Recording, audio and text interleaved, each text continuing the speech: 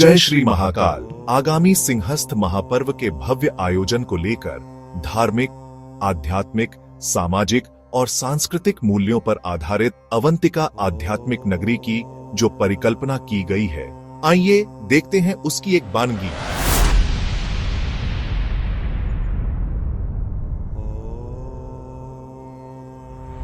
आध्यात्मिक नगरी की संकल्पना को साकार करने के लिए सिंहस्थ मेला क्षेत्र का विकास नगर विकास योजना के माध्यम से लैंड पूलिंग के आधार पर किया जा रहा है। सिंहस्थ 2028 में लगभग 30 करोड़ श्रद्धालुओं के आगमन का अनुमान है। इस भव्य आयोजन में शामिल होने वाले श्रद्धालुओं, साधु संतों एवं अतिथियों के लिए अस्थायी अधोसंरचना के स्थान पर स्थायी अधोसंरचना का निर्माण किया जाएगा। आइए जानते हैं क्या है पूरी योजना और क्या रहेगी उसकी प्रक्रिया। अभी तक सिंहस्थ महापर्वों में अस्थायी निर्माण किए जाते रहे हैं तथा आयोजन के पश्चात उसे हटा दिया जाता रहा है। अस्थायी अधोसंरचना जैसे कच्ची रोड, कच्ची सीवर लाइन, अस्थायी विद्युत व्यवस्था आदि की वजह से हमेशा यातायात प्रबंधन, भीड़ प्रबंधन, कचरा प्रबंधन, आपदा प्रबंधन आदि में कई प्रकार की समस्याओं का सामना करना पड़ता है। लेकिन अब आगामी सिंहस्थ महापर्व में योजनानुसार 2378 हेक्टेयर जमीन पर चौड़ी कनेक्टेड सड़कें, अंडरग्राउंड विद्युत व्यवस्था, अंडरग्राउंड सीवर, पेयजल line, school, public facility centre, water treatment plant, sewage treatment plant के साथ बड़े बड़े द्वार एवं खूबसूरत चौराहे बनाए जाएंगे। साथ ही क्षिप्रा नदी पर नवीन पुलों का निर्माण भी किया जाएगा।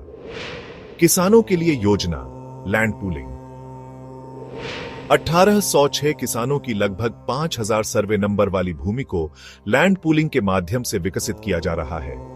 इस योजना के अंतर्गत लगभग 25% भूमि का उपयोग रोड नेटवर्क यानी कि centre lighting, storm water drain, sewer एवं वाटर लाइन तथा अंडरग्राउंड विद्युत लाइन के निर्माण में किया जाएगा। 5% भूमि खुली रहेगी एवं 5% भूमि पर आम जन की सुविधा हेतु पार्किंग, जन सुविधा केंद्र, हॉस्पिटल, स्कूल, विद्युत सब स्टेशन आदि का निर्माण किया जाएगा। 50% भूमि किसान यानी कि भूस्वामी के पास ही रहेगी, जबकि 15% भूमि सिंहस्थ उपयोग हेतु शासन के पास आरक्षित रहेगी, जिसका उपयोग सिंहस्थ महापर्व के आयोजन हेतु शासन के द्वारा किया जाएगा। किसान चाहे तो अपनी विकसित भूमि पर मास्टर प्लान के अनुसार आश्रम, स्कूल, हॉस्पिटल आदि का निर्माण कर सकता है या खेती भी कर सकता है।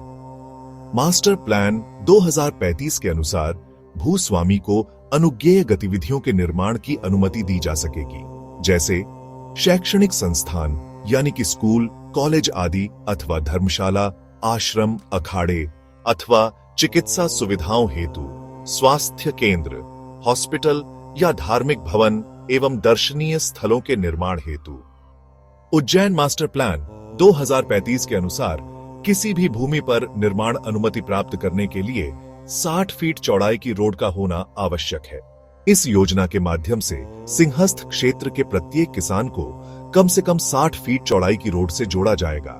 साथ ही यह भी सुनिश्चित किया जाएगा कि 50% भूमि भूस्वामी के पास यथासंभव उसी स्थान पर हो। चूंकि प्रत्येक भूमि स्वामी द्वारा 60 फीट चौड़ाई का पहुंच मार्ग का निर्माण किया जाना संभव नहीं है, अतः शासन द्वारा इस योजना के माध्यम से संपूर्ण क्षेत्र में रोड नेटवर्क निर्मित किया जाएगा, जिससे हर भूखंड का सीधा और सुव्यवस्थित पहुंच मार्ग सुनिश्चित हो सके। इस प्रकार किसान अपनी जमीन के एक हिस्से को उज्जैन के आध्यात्मिक भविष्य का हिस्सा बनाने का अवसर पा रहे हैं। इस आध्यात्मिक नगरी में 2028 के महाकुंभ में आने वाले 30 करोड़ से अधिक श्रद्धालुओं के लिए स्थायी विश्राम गृह, जन सुविधा केंद्र, पार्किंग, सुंदर पौराणिक द्वार और हरियाली युक्त परिसर बनाए जाएंगे।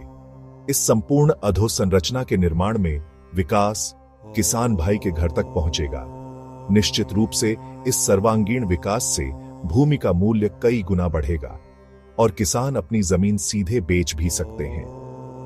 यदि कोई भूमि स्वामी अपनी जमीन को स्वयं विकसित करना चाहे तो उसे सड़कें, सीवरेज, लाइटिंग, पार्क, अन्य सुविधाओं में करोड़ों रुपए खर्च करने पड़ते, लेकिन अब वही कार्य शासन कर रहा है बिना किसान से कोई खर्च लिए। बल्कि इसके बदले किसान को मुआवजा भी प्राप्त होगा। इस प्रकार योजना पूरी तरह किसानों के हित में है और पारदर्शिता के साथ क्रियान्वित की जा रही है।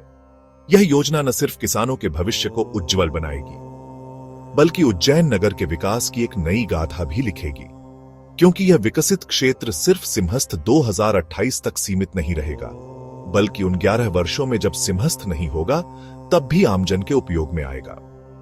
जैसे महाकाल लोक ने उज्जैन की अर्थव्यवस्था और पर्यटन को नया आयाम दिया, वैसे ही यह स्थायी आध्यात्मिक नगरी, जिस पर शासन 5,000 करोड़ से अधिक राशि का व्यय करने वाला है, उज्जैन को आध्यात्मिक नगरी के रूप में अंतर्राष्ट्रीय पहचान दिलाएगा और उज्जैन की अर्थव्यवस्था को एक नई रफ्तार प्रदान करेगा। उज्जैन विकास प्राधिकरण ने इस योजना को पूरी तरह पारदर्शी और किसानों के हित में सुनिश्चित किया है। आइए हम सब मिलकर उज्जैन का भविष्य बनाते हैं।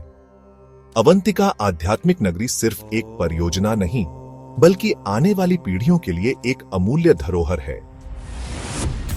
उज्जैन लाइव द्वारा शहर के विकास के लिए एक विशेष प्रस्तुति। जय श्री महाकाल।